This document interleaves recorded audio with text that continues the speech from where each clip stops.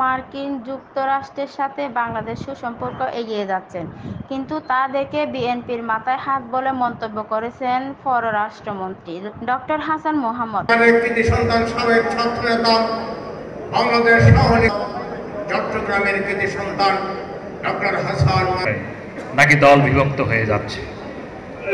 সেই দুপুরে চট্টগ্রাম নগরীর একটি কনভেনশন হলে শেখ হাসিনার স্বদেশ প্রত্যাবর্তন দিবস উপলক্ষে আলোচনা সভায় এমন মন্তব্য করেছেন তিনি আরো বলেন, বিএনপি জাতীয়তাবাদী রাজনৈতিক দল, তারা নির্বাচনের আগে বিভিন্ন এমপিওসি ঘুরে বেড়িয়েছেন, নির্বাচন প্রতিহত করেছেন, কিন্তু তা সফল হয়নি। এখন দেশের অভূতপূর্ব উন্নয়নকে বাধাগ্রস্ত করেছেন, নানা ষড়যন্ত্র করেছেন। তাই স্মার্ট বাংলাদেশ বিনির্মাণে সরকারের যে প্রচেষ্টা, তাতে বিএনপি বিঘ্ন ঘটাতে না পারে, নিজের দলের প্রতি সর্বশ্রেষ্ঠতাকে আহ্বান জানান রাষ্ট্রপ্রতিমন্ত্রী। চট্টগ্রাম মহানগর আওয়ামী লীগের উদ্যোগে আয়োজিত সভায় উপস্থিত ছিলেন আওয়ামী লীগের ও সমাজ কল্যাণ বিষয় সম্পাদক আমিনুল ইসলাম আমিন, চট্টগ্রাম মহানগর আওয়ামী লীগের ভারপ্রাপ্ত সভাপতি মাহতাব উদ্দিন চৌধুরী ও সাধারণ সম্পাদক আদম নাসির উদ্দিন।